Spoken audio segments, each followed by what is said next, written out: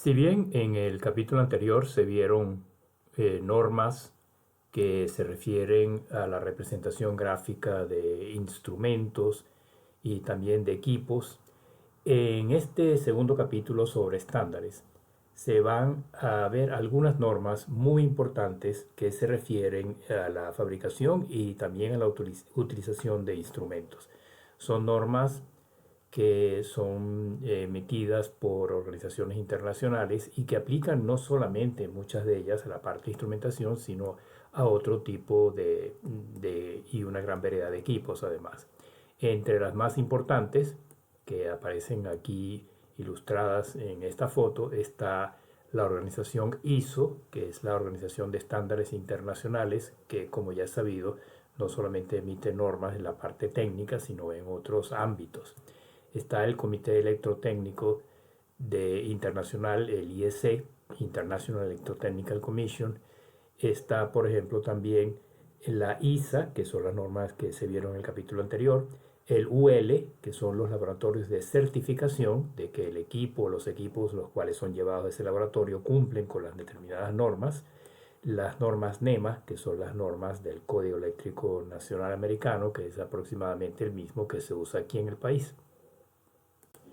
Y para comenzar, se va a ver una norma sumamente importante en la parte de instrumentación que es llamada la norma IP. IP son siglas que significan protección de ingreso y tiene un equivalente en la norma internacional, en la IEC de origen europeo, que es la IEC 605029. Protección de ingreso, IP, es el grado de protección de cerramientos ante la entrada de sustancias que pueden ser sólidas, por ejemplo polvo, o también líquidas o gaseosas. Y la norma IP tiene un formato en el cual se especifica la palabra IP seguida de 4 atributos, X, Y, W, Z. Los dos primeros atributos X y son cifras, son números, y son realmente los más importantes y los que siempre se utilizan. Los siguientes dos atributos, expresados por las letras W, Z, son atributos adicionales que por lo general, a no ser que sean casos especiales, no se especifican dentro de la norma. ¿Qué significa cada uno de estos atributos? La X, el primer atributo o la primera cifra, es el grado de protección contra la entrada de objetos sólidos. Entiéndase por objetos sólidos, por lo general polvos u objetos de pequeño tamaño.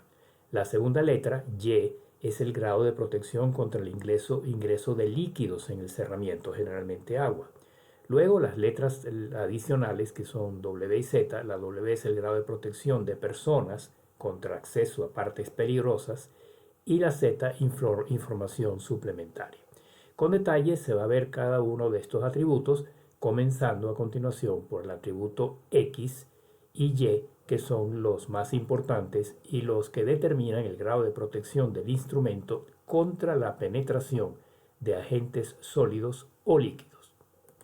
Se comienza pues con el primer dígito, protección contra entrada de objetos sólidos externos. Se tienen en este primer dígito la posibilidad de 7 cifras, del 0 al 6. 0 significa no hay protección.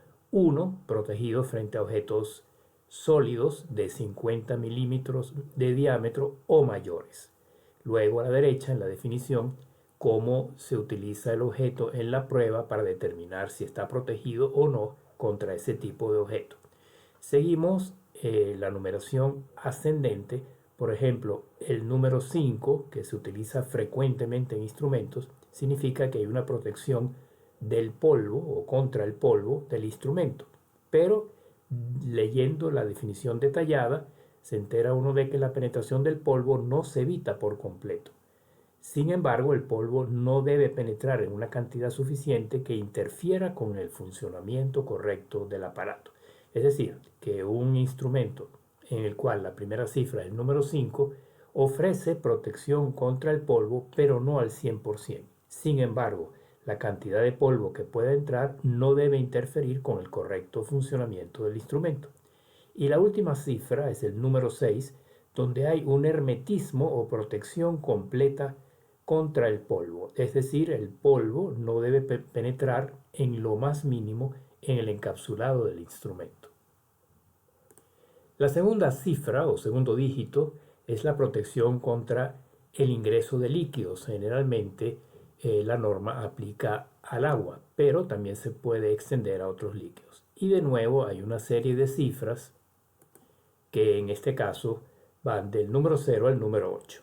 Como antes, 0 no protegido, 1 protegido frente a caída de agua según las condiciones expresadas aquí a la derecha bajo la columna de definición. 2 protegido también frente a caída de agua, etc. Y se va a ir hacia abajo, ascendentemente siguiendo la numeración, hasta el número 5, que es un número bastante común en instrumentos en general.